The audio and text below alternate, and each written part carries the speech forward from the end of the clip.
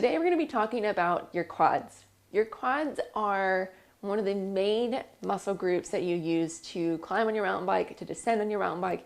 It's a very useful muscle. It needs to be strong, it needs to be powerful, but it doesn't need to be the only one working for many different reasons: to help your back strength, to help your back health, to help your knee health, to help your balance in controlling the bike. We need your other muscles to work as well. So in this video, I'm going to go over 3 main tips, techniques, reasons for you to help not use your quads as much and to help you use other muscles that are surrounding it better. So number one is your hip hinge versus squat, your deadlift versus squat. This is a main body position, body control movement pattern. And a hip hinge is, honestly, it's a really hard movement to master. As a PT, anybody that came in with low back issues, typically 99% had no clue what a hip hinge, or if they did even deadlift, their deadlift was marginal. They overextended their back, doing more of a stripper booty. They rounded their thoracic, their upper back. They didn't actually move from their hips. They moved more from their knees.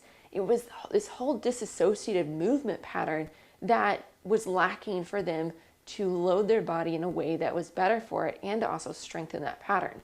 And so if you have a problem with a hip hinge, you're not alone. But you need to understand what the difference is between a squat and a hip hinge, because this helps you on your bike understanding your movement back and forth and also how much you're using your quads. So if you're able to stand up while you're watching this video, and I want you just to do a squat. Now I want you to do a hip hinge. And look at the video that I'm showing you. You notice in the hip hinge that I'm moving more from my hips. My chest goes down a little bit lower, and my knees are pretty soft in this. They're not locked, but they're not extremely bent. Now with the squat, you can see that my chest is farther up. I bend both my hips and my knees, and I am going lower down to the ground as a whole. These two difference of movements is one is going to help you with being able to withstand movement patterns of like push and a pull. So think about if you're ready to withstand something, or if you're like if somebody pushes you versus if you're in a low squat, can you be pushed and just knock over? Because we need you to be more sturdy and stable on the bike. That's why hip hinge is so important for you. Also, you probably find that you're able to stay in the hip hinge longer as long as your back feels good. A lot of people gravitate out of this position because their back hurts with it or their neck hurts with it. They can't stay in it. That's a cue or clue that you need to work on your core strength. Core strength is not just abs. It's thinking about your cylinder as your trunk. We need to work and control, strengthen that full cylinder. That includes your back as well as your front of your body. And so knowing the difference between your squat and your hip hinge will help you not only when you're climbing, but also when you're downhill, so you don't just over fatigue your quads. This could be a huge limiting factor for you as you're out there riding the trails right now.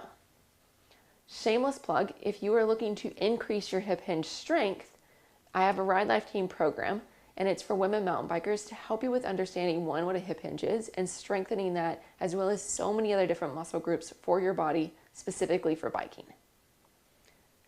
Number two goes into your suspension. And I'm not talking about your bike suspension. I'm talking about your body suspension. So you may be going through number one, you're like, check, check, check. I understand what the hip hinge is. I do it, but I still over fatigue my quads. Well, are you bending your knees too much, even in the hip hinge?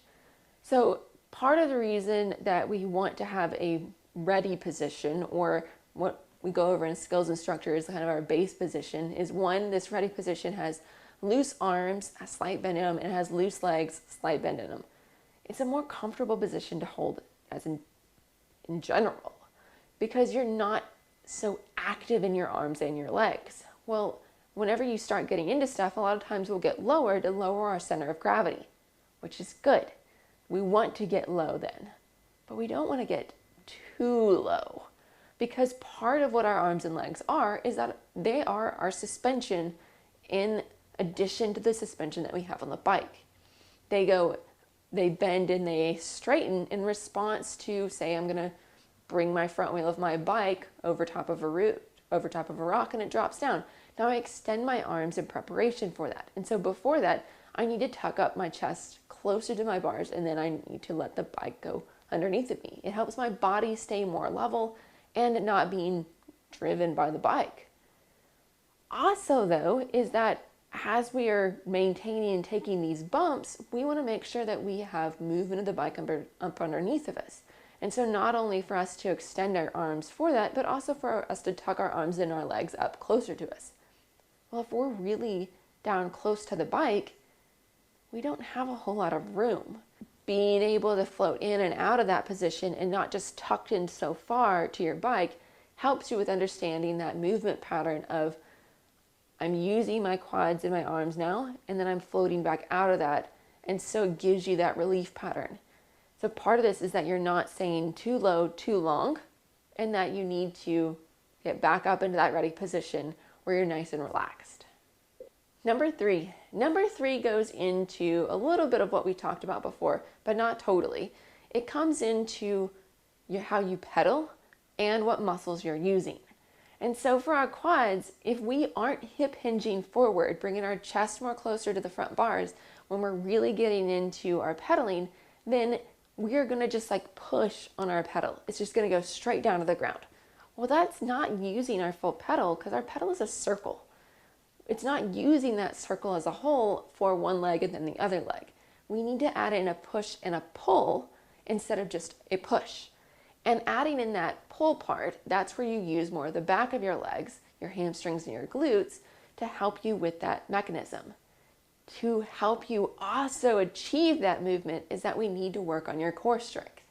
If your core is nice and strong and stable, then you will be able to access your glutes and your hamstrings better. You'll be able to activate them better. If anybody has any trouble with activating their glutes, then we need to get your glutes to turn on a little bit better. Check out this video that I have about glute exercises and glute activation and how to actually get those working better for you. It'll give you a good inkling, especially I think I added a bridge in that. And when you're doing the bridge or the hip thrust, think about pulling your feet up and underneath of you, not actually moving them, but more of that isometric pull. So like activating my bicep, muscle is working, but I'm not actively bending my elbow. It's that activation, that isometric, that will help you to understand that mechanism of pull when you're doing the bridge. It's a great exercise to do, especially if you are trying to get into your brain what that pull kind of feels like. I hope this helps you with integrating and using more of your muscles and not just your quads, because it's important for your back health, your knee health, your foot, all of these different joints working together, and also your power and your confidence on your bike to last longer and go farther. Again, if you are looking for a program to follow to help you with understanding these and to strengthen these patterns, check out the Red Life team if you're a woman mountain biker, and the link in the description below. And if you like these videos, hit subscribe, and I'll be doing many more like this. Cheers, y'all.